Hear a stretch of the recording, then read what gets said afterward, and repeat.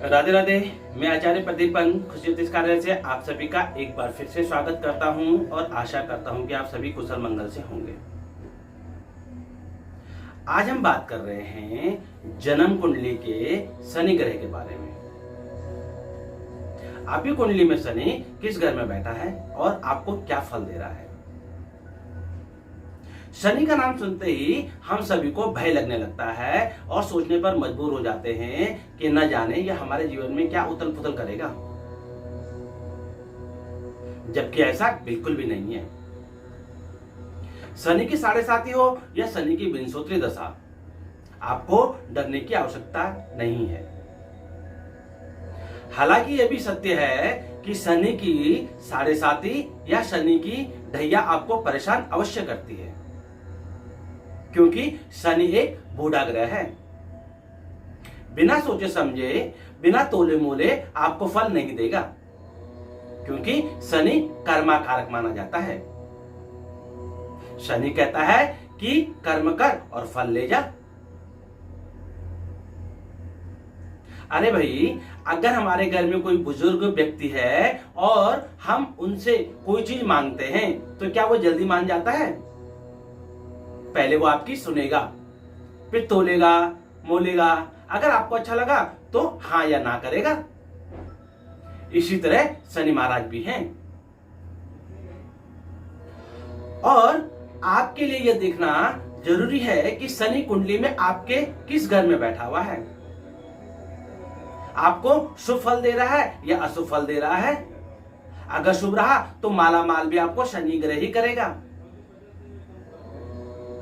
और खराब रहा तो परेशान भी करना बनता है। तो आइए जानते हैं कि शनि आपकी कुंडली में किस घर में बैठा है और आपको क्या फल दे रहा है। इसको आप अपनी कुंडली से रिलेट करें। अगर शनि आपके प्रथम घर में अर्थात पहले घर में बैठा होगा तो आपको यह कोई भी काम बार बार करवाएगा, क्योंकि आप काम करने में जल्दीबाजी करेंगे और गलती कर बैठेंगे। आपको अपनी फिटनेस का ध्यान देना होगा, साफ सुथरे कपड़े पहनने होंगे, तो शनि आपको लाभ अवश्य देगा। अगर शनि आपके दूसरे घर में बैठा हो तो यह आपके खान पान पे अफेक्ट डालेगा, आपका खान पान खराब कर देगा। आप अपने खान पान को सुधारें, और आपको यह कुत्ते पालने का भी शौक दे देता है।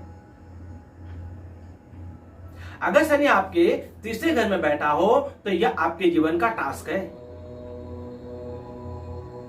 शनि कहता है कि कर्म कर, कर्म से जी मत चुरा। और कभी कभी आप बिना सोचे समझे प्रॉपर्टी में भी इन्वेस्ट कर देते हैं, वो आपको नुकसान करता है। अगर शनि चौथे घर में बैठा हो तो आप कभी भी फटे हुए अंडरगारमेंट ना पहने, अन्यथा आपकी माता को स्वास्थ्य में परेशानी हो सकती है, और खास करके हड्डी की परेशानी।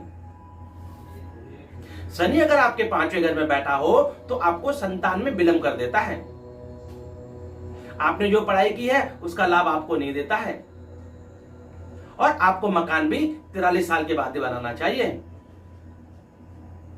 शनि आपका अगर 6th घर में बैठा हो तो आपको कर्जवान बना देगा, आपके ऊपर कोई ना कोई लोन चढ़ा देगा, और अगर आपने लोन समय पर भरा तो यह आपके लिए बहुत शुभ है।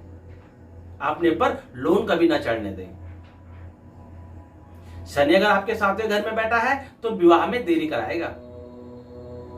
पति पत्नी में कम से कम 3 से 4 साल का गैप रखता है, और पत्नी के स्वास्थ्य को भी परेशान करता है, बीमार रखता है। शनि अगर आपके 8वें घर में बैठा हो तो हर समय आपको एक ही वहम सताएगा कि आपके ऊपर किसी ने काली विद्या कर दी है, और इसी से आपको परेशान रखेगा। अचानक धन का नुकसान भी कराता है, और जो पढ़ाई आपने की है उसका लाभ आपको नहीं लेने देता है। शनि अगर आपके 9वें घर में बैठा हो तो यह कर्म का कारक है। बिना कर्म के कुछ नहीं देगा, कहेगा कर्म कर और माला माल हो जा।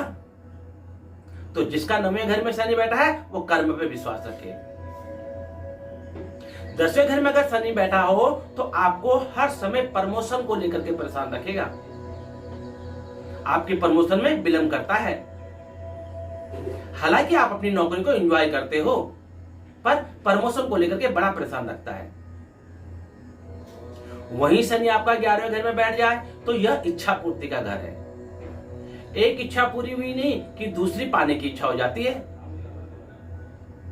और यह आपको अपने दोस्तों से भी वंचित कर देता है। कभी कभी तो आपका एक भी दोस्त नहीं होता है। वहीं शनि आपके 12वें घर में बैठा हो तो यह आपको विदेश जाने के लिए बार बार सोचने के लिए मजबूर कर देगा। आप इसी बात से परेशान रहो कि मैं विदेश कैसे जाऊं, और अगर आप 43 वर्ष के बाद विदेश जाने में सक्षम हुए तो यह वापस भी नहीं आने देगा, यह आपको वहीं सेटल कर देगा।